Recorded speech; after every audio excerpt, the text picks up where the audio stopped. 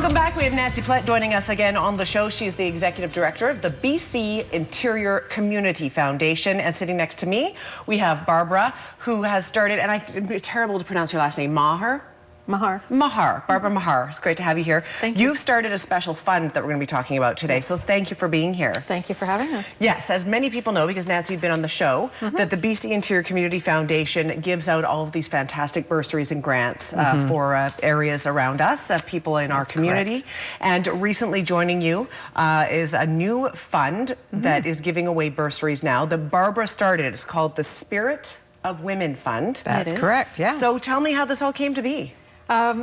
Nancy, would you like to talk a little bit about how Sure. a fund works? Yeah. And I'll drop in with, Okay. if that's okay. Sure. Yeah, sure, that's fine. Well, a lot of you've heard about the Community Foundation, and the BC Interior Community Foundation basically helps donors meet the needs of where they're most passionate about.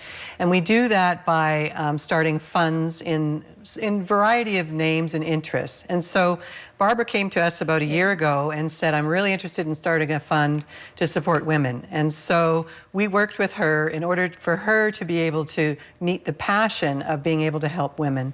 So part of that is what we do with all of our donors is we take the funds that they raise and we invest them for long-term growth. And then the income from the funds we give back to our donors, and they give them out in the way of bursaries, grants, and scholarships. Okay. So Barbara has done that with us. She's one of 170 fund holders we have now. And she launched this fund last year at her event, so she can tell you a little bit more about how fantastic it is. Where did the inspiration come for this? There's always pivotal moments in everybody's life. I've done a lot of volunteer work, and I'm very proud of that. And I love working with volunteers. And I don't think everybody realizes volunteering is more than just giving time. You also learn skills and that sort of thing.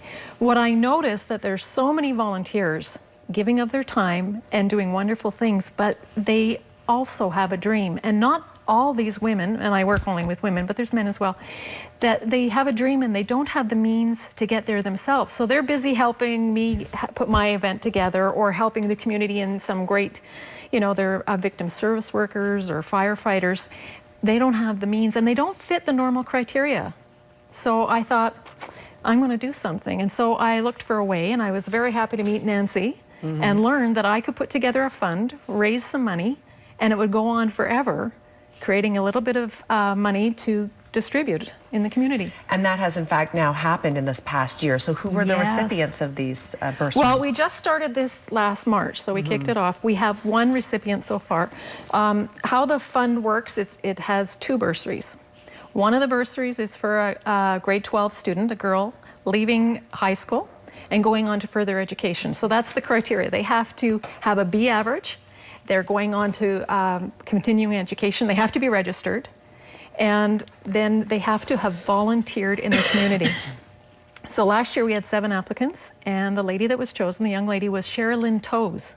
And she's now attending TRU, going in for a Bachelor of Education, I believe. Fantastic. So that was our first one. The second bursary, excuse me, go ahead. the second one is for women over 30. If she would like to go back to school, and it's not necessarily just TRU, it could be Sprott College, any other further education, we pay the institution, where we help her out with a little bit of money. Again, it is based on volunteer work. Tell me about the fund. Okay, sorry. Anyway, we'll continue along with this. Continue, so they apply, and we take down their amount of volunteer work they've done. We have a committee that chooses the lady, and then we pay the institution. So, and there's a third component, and that's something I wanted to mention today. Besides the 2 bursaries, we also allotted for a free seat at the International Women's Day. So we're asking up until next week, if anyone would like to go to the International Women's Day Conference, please send their name and their contact to us, and we'll let them know if, and it's on the bottom of what's on your screen right now, the womenhelpingwomen.com. If you go there, you can send us an email with the name and your contact, and we'll let you know. And then one lady will let them know by February 10th if they, you know, will offer that seat to them.